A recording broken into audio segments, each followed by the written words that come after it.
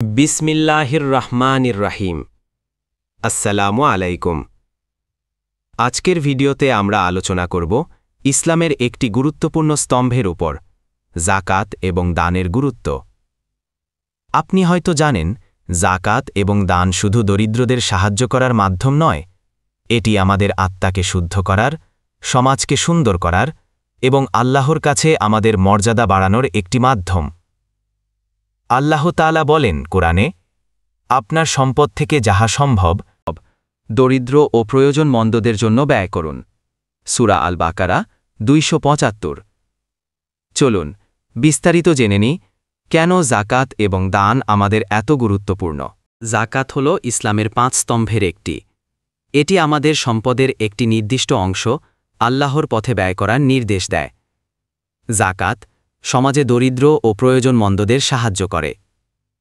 এটি সম্পদের শুদ্ধি এবং হৃদয়ের নিকটতা বৃদ্ধি করে।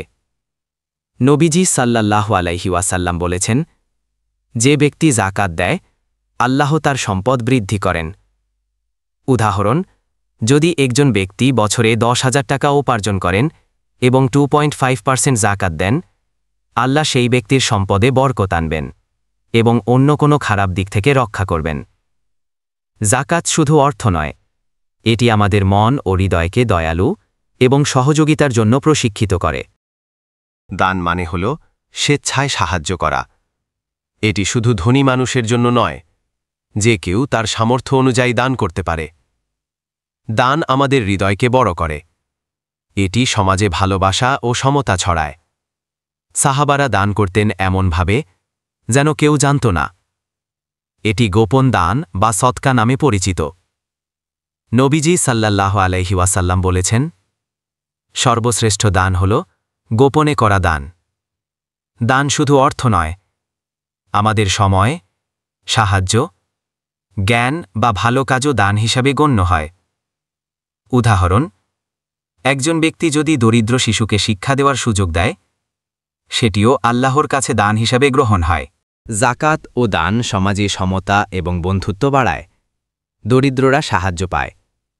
ধনী ও দরিদ্রের মধ্যে সম্পর্ক মজবুত হয়। সমাজে দয়া ও সহযোগিতার সংস্কৃতি তৈরি হয়।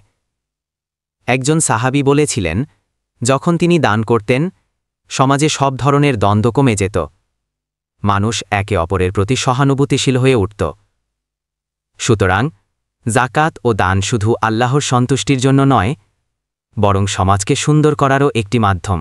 যাকাত ও দান আমাদের আত্মাকে শুদ্ধ করে।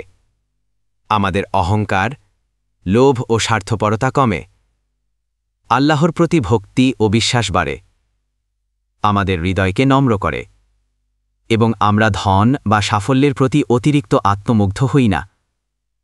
নবীজি সাল্লাল্লাহু আলাইহি ওয়াসাল্লাম বলেছেন, যে আল্লাহর পথে দান করে, আল্লাহ তার দানকে বার্ষিক কয়েক গুণ বৃদ্ধি করবেন। একবার একটি গ্রামের মানুষ খুব দরিদ্র ছিল। সবাই দান বা যাকাত দিতে সক্ষম ছিল না। একজন ধনী সাহাবী তার সম্পদের একটি অংশ গ্রামের দরিদ্রদের দান করলেন। ফলাফল, গ্রামের সবাই খুশি হল, শিশুরা শিক্ষার সুযোগ পেল এবং সমাজে একতার বার্তা ছড়াল।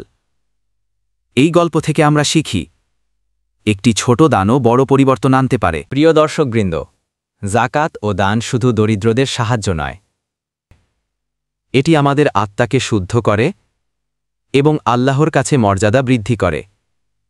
চলুন আমরা সবাই নিয়মিত যাকাত দিই, সমাজে সৌভ্রাতৃত্ব ও সমতা ছড়ায়। আমিন। আসসালামু আলাইকুম ওয়া রাহমাতুল্লাহ।